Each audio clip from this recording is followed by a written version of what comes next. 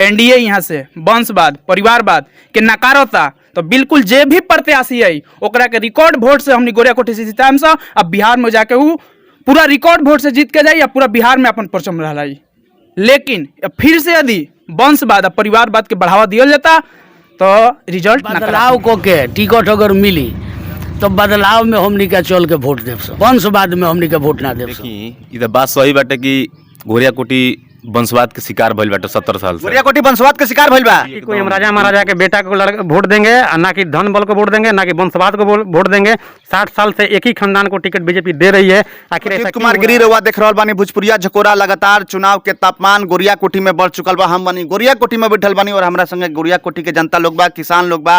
अपन बात रखी गोरियाकोठी विधानसभा क्षेत्र के बारे में, गोरियाकोठी विधानसभा क्षेत्र के भविष्य के बारे में कि यहाँ लोग का सोचतानी, गोरियाकोठी विधानसभा क्षेत्र कहाँ पहुंची, का लगता 2020 विधानसभा चुनाव में के निकली, केकर पड़ रहा भारी बा। आगे हम रुआ बतावे के चाहता नहीं रुआ चैनल के माध्यम से कि जो यहाँ वंशवाद के राजनीति होता है लगभग 60 बरस होके जा रहा बा, लेकिन एके परिवार में टिकट मिलल बा।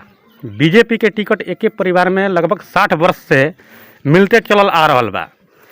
केहू मन बहुत कैंडिडेट लोग टिकट के दावेदारी कैलस, लेकिन धन बल के आगे केहू के पावर ना चलल। गोरियाकोठी विधानसभा क्षेत्र में का उम्मीद बा अभी 2020 विधानसभा में? गोरियाकोठी की स्थिति और परिस्थिति अभी बहुत खराब चलता। आज तक गोरियाकोठी नेता विहीन रहल बा। आज़ादी के 70 साल हो गई, लेकिन आज तक गोरियाकोठी में उ नेता ना आइल जे जन नायक होके, चाहे केहू भी होके, चाहे वो आरजेडी रिप्रेजेंट कैले होके अपन प्रत्याशी, चाहे भाजपा रिप्रेजेंट कैले होके, केहू नहीं खे। बस यहाँ एक एगो चीज के राजनीति खोला, वंशवाद परिवारवाद आ धन बल। बहुत बढ़िया अपन बात रखल बनी। तो का अभी करवाल उनके मन में का चलता, ये वंशवाद और जौन ये परिवारवाद बा, एकरा ऊपर वाले उनके का मन में चलता? अगर हमनी देखी बाबा, क्लियर बात हम कहता नहीं, हमनी एनडीए के सपोर्टर हैं। यदि एनडीए यहाँ से वंशवाद परिवारवाद के नकारता तो बिल्कुल जे भी प्रत्याशी है ओकरा के रिकॉर्ड वोट से हमनी गोरियाकोठी से जिताम से अब बिहार में जाके वो पूरा रिकॉर्ड वोट से जीत के जाई या पूरा बिहार में अपन परचम रहा।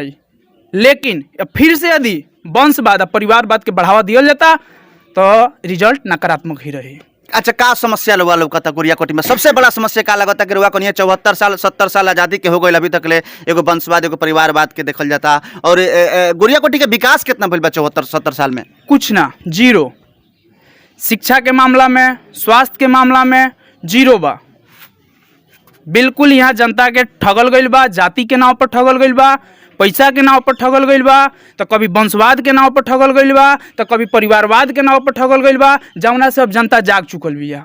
युवा सबके वो अपना हक के समझता। हम खुद एगो युवा बानी, ग्रेजुएट बानी, लेकिन हमरा लगे जॉब के कोनो संसाधन नहीं है, नौकरी के कोनो संसाधन नहीं है। हमरा नौकरी चाहिए। जिम्मेवार के बा? नौकरी नहीं मिलत, जिम्मेवार के बा? यहाँ के जनप्रतिनिधि बाटे आ यहाँ के वोटर के भी हम कहें कि रुआ आज तक हमनी के जे गार्जियन तुल्य वोटर बाटे ओकरो के हम जिम्मेवार ठहराएं कि रुआ लोग आज तक देख के का कहनी। चली हमनी तो अभी वोट देवे के युक्त भइल बानी सा, अभी हमनी वोटर लिस्ट में नाम हमनी के ऐड भइल बाटे, अभी हमनी नौजवान भइल बानी सा, लेकिन रुआ लोग का कहनी आज तक? गोरियाकोठी के भविष्य अभी तक अंधकार दिखता का है? ये सवाल हम अपना गार्जियन से भी पूछता या प्रतिनिधि से भी पूछता नहीं कि रुआ लोग कहनी तो का कहनी गोरियाकोठी में? रौरा मन में का चलता? हमारा मन में यह बदलाव के भावना बा। जे हमनी के जे युवा के बात करी वो गोरियाकोठी से जीत के विधानसभा में जाई, और जे बात ना करी वो ना जाई। बिल्कुल चाहे खातिर कुछ भी हो जाओ।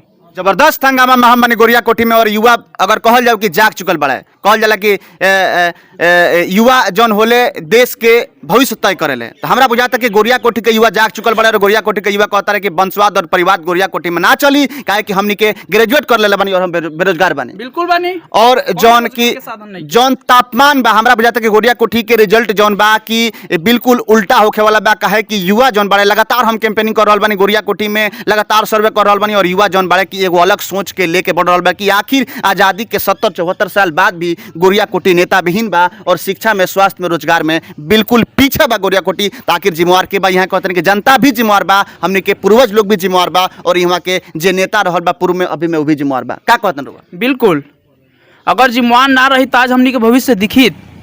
आज हमनी ग्रेजुएट करके दर दर के ठोकर खाता नहीं सो। कोविड काल में हम सूरत गरनी है जीविका खातिर, लेकिन वहाँ 3 महीना फंसनी है से केहू सीएमओ में फोन करनी तो वहाँ से भी कोनो अथी ना रहे, पीएमओ में फोन करनी कुछ ना रहे, हम अपना यहाँ के जनप्रतिनिधि फोन करनी कुछ ना रहे। बहुत दर्दनाक स्थिति बा चाचा, का कहिम रहुआ, का लागत रहुआ? युवा लोग कहता ठीक कहता, एकदम सही बात कहता। हम जी बड़ा तकलीफ में बानी हमनी का, हम क्या कही? तब बदलाव होई गोरिया कोठी में? एकदम कोई जरूरी कैसे होई बदलाव? जनता करी, तैयार बन रहुआ? तुम तैयार बनी, ऑन धन खाती सबसे तैयार बनी हम जनता खाती। का लागत रहुआ गोरिया कोठी में, का होके के चाही, का परिवर्तन चाहता नहीं? चाहते जनता का सुखी होखो, सब जनता का सुखी होखो, हमरो सुखी होखो। तकलीफ हमके बानी सन ना, रोड बनल ना, घर बनल ना, स्कूल बनल, सब चक्कर बाढ़ आयल बा, कब मिलल बा, टोला पैसा हमके ना मिलल, हमनी का ना मिलल। चल पैसा के मिलल बा, जिम्मेवार हम बानी कि रहुआ बानी? जनता बा तो रहुआ जनता ना है, रहुआ तो जिम्मेवार बानी। कहाँ मिलता? नेता लोग ऐसे दिलावत का कहिम चाचा? नेता लोग खा गलता। देखिए हमनी के वोट अब वही आदमी के देव से जे हमनी के देखे। यहाँ तो उप समस्या बा जे कौनो चीज में रहुआ चलत नहीं तो रहुआ कौनो पूछ नहीं के, गरीब के कोई पूछ नहीं के। तो गरीब अब जागल बा, आ जे निर्णय ई सब लोग करी, बुझने की ना, हमनी का वही आदमी के। बाकी बदलाव को के टिकट अगर मिली तो बदलाव में हमनी का चल के वोट देव सो, वंशवाद में हमनी का वोट ना देव सो, वोट ना दे, वंशवाद में वोट ना दे, वंशवाद में वोट ना दे, ना दे। का बुझाता, काहे डर लगता वंशवाद से? लागत है ऐसे कि 70 साल हो गई, एक खानदान का मिलत रह गई, हमनी का आज ले दुखे भोगत नहीं सो। 70 साल हो गए, एक एगो खानदान के मिलता, हमनी के दुख भोगत नहीं। चाचा का कहे के चाहता नहीं तो हमने की बुझत, लेकिन चाचा के साफ संकेत बाकी विकास होके के चाहिए क्षेत्र में, और क्षेत्र में जौन युवा बेरोजगार बड़े रोजगार मिले के चाहिए, शिक्षा स्वास्थ्य में जौन की समस्या बाबा गोरिया कोठी में सुधरे के चाहिए। कहीं कुछ कहता नहीं? हमारा तो एक एगो चीज बुझाता बाबा कि देश आज़ाद हो गई, लेकिन आज तक गोरिया कोठी आज़ाद नहीं के भइल। आज़ादी के अर्थ का होला हमनी के हर सुख सुविधा के मुहैया करावल, लेकिन आज तक हमनी के कोनो सुख सुविधा मुहैया ना भइल। ना सड़क मिलल, ना बिजली मिलल, ना पानी भी नहीं मिलत। बाढ़ के स्थिति वहीं बा, कोविड काल में वह स्थिति बाटे। यहाँ के जनप्रतिनिधि कुछ नहीं खेलो करत, लेकिन अब हमनी के इहे चीज बाटे कि एनडीए से और एनडीए के शीर्ष नेतृत्व से एक एगो मांग बाटे हमनी के कि रुआ जेंगा देश आज़ाद करे में रुआ लोग के योगदान रहल, या पूरा विश्व में भारत के परचम लहरावे में योगदान रहल, वहीं इस गोरिया कोठी को भी आज़ाद करे में रुआ लोग जरूर कुछ करी। आ वंशवाद और परिवारवाद के यहाँ से खत्म करी, आ ऐसा प्रत्याशी के दी टिकट जे कि जाके पूरा गोरिया कोठी के पूरा बिहार में विधानसभा में अपन नाम रोशन कर। का लगत रहुआ युवा बनी, का देखता नहीं अपना नजर से गोरिया कोठी के? देखी ये तो बात सही बाटे कि गोरिया कोठी वंशवाद के शिकार भइल बाटे 70 साल से। गोरिया कोठी वंशवाद के शिकार भइल बा एकदम बिल्कुल।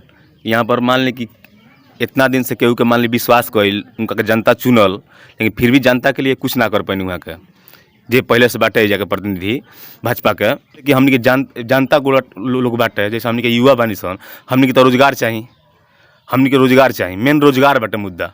आज सब कोई घूमता बाहर जाता। सही बात बा, इले फैक्ट्री कारखाना ना लगल, शिक्षा स्वास्थ्य के स्थिति बिगड़ल जाता। का कहिम रहुआ?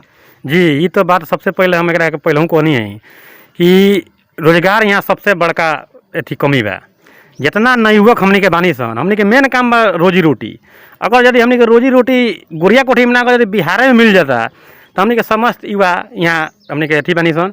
एक बारी बात अबरी गोरिया कोठी में बदलाव खातिर राउर योगदान का रही, बताई हमरा के। गोरिया कोठी में हमारे योगदान एकमात्र ट्रैक्टर चालक को हम देंगे, ना कि कोई हम राजा महाराजा के बेटा को वोट देंगे, ना कि धन बल को वोट देंगे, ना कि वंशवाद को वोट देंगे।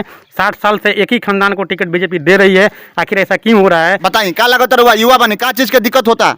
दिक्कत ये बाबा कि गोरिया कोठी में थोड़ा सा भी विकास नहीं के होत, और युवा पीढ़ी बा, युवा जौन बाबा ओके बिल्कुल नौकरी वोकरी नहीं के मिलत। और हम चाहतनी कि गोरिया कोठी विधानसभा क्षेत्र से विकास हो। अच्छा बताई चाचा, एगो सवाल के जवाब दी। रउरा कोनी हो कि वंशवाद के खिलाफ में, तो रउआ लोगिन तो बहुत दिन से वोट देता नहीं। हमनी के तो ये बड़ा आइल बने सन, अभी हमनी के 2 महीना पहले वोटर आईडी बनल बा, 4 महीना पहले बनल बा। तो हमनी के तो कहीं ना कहीं रउआ लोगिन के गलती रहल बा कि जौना के बहुत बड़ा गलती कइले बानी सन। हमनी का आज ले ठगाइले बानी सन वोट देके, बुझनी कि ना। और अब जौन नौजवान हमारा यहाँ के जौन एबरा जागल बड़े कि ना हमनी के बदलाव से ही वोट देव सन, तो अब हमनियों का बूढ़ा आदमी हमनियों का वोट देवे के बाद तो नौजवाने के कहला से दे देवे के बा। हाँ, विधानसभा के लोग ये तय कइले बा कि भाई जौन नौजवान कहिए सन ओकरे के वोट दियाई। नौजवान अपना भविष्य चाहते रहे तो वो कनिए के साथ नु रहे के बा। 60 बरस से तो ठगाइए गइल बनी सन।